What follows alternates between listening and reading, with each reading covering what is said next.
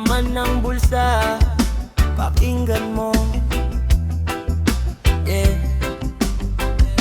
Noong may trabaho at may kinikita, lahat ng tao ay laging nakasunod sa akin. Bawat tawag ko, agad sinasagot. Bawat lakad ko, gusto nila akong samahan. Kapag may handaan ako, ang unang inaanyayahan. Parang espesyal ang aking pangalan. Ngiti nila ay abot hanggang langit. Akala ko'y tunay ang kanilang pagtingin. Hindi ko na malayang may kapalit pala ang lahat ng kabaitan na kanilang pinakita. Habang may perang nahugot sa bulsa, nariyan sila parang tunay na pamilya.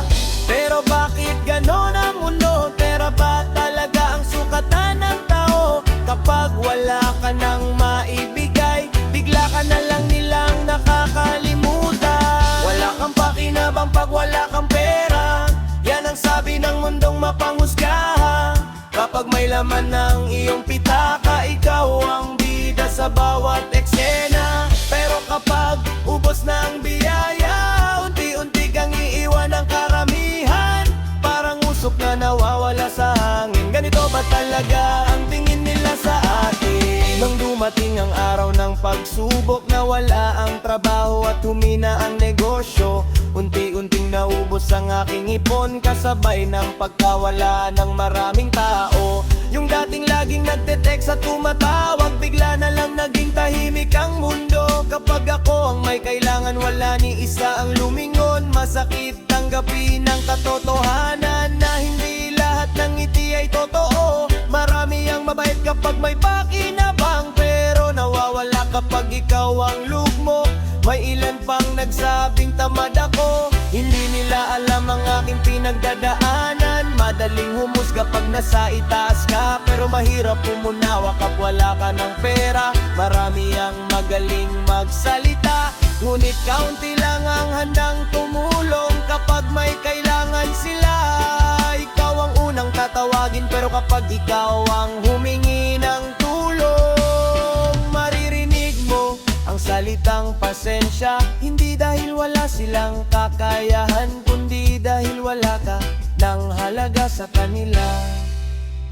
Ngunit hindi ako susuko, hindi ako hihinto sa laban.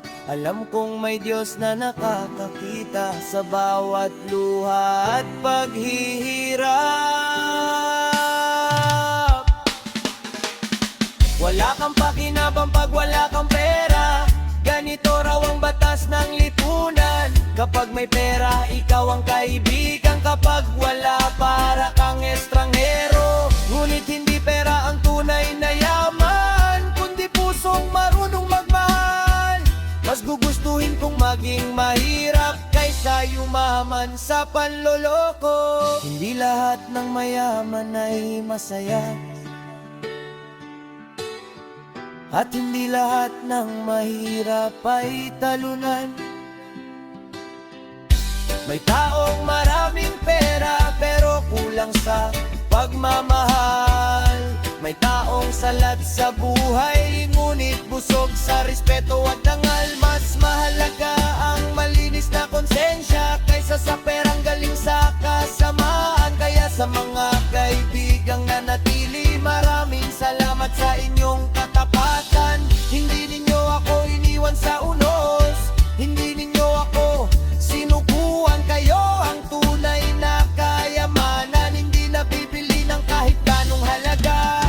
Sa hirap at ulaw ay kasama hanggang sa dulo ng paglalakbay. Darating din ang araw ng pagbangon, babalik ang sigla at pag-asa. Hindi habang buhay nasa ibaba, may liwanag pagkatapos ng dilim. Hindi ako maghihigante, hahayaan kong panahon ng magsalita. Kapag muli akong nakatayo, mananatili pa rin akong mapagkumbaba.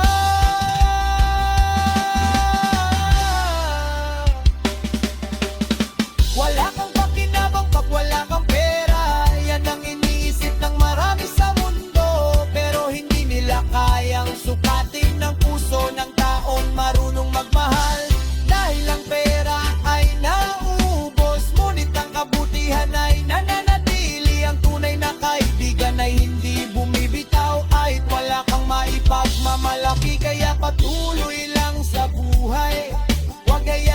mawalan ng pag-asa. Ang Diyos ang tunay na nagbibigay, at siya rin ang nagtataas sa tao. One love, one heart. Reggae music para sa lahat.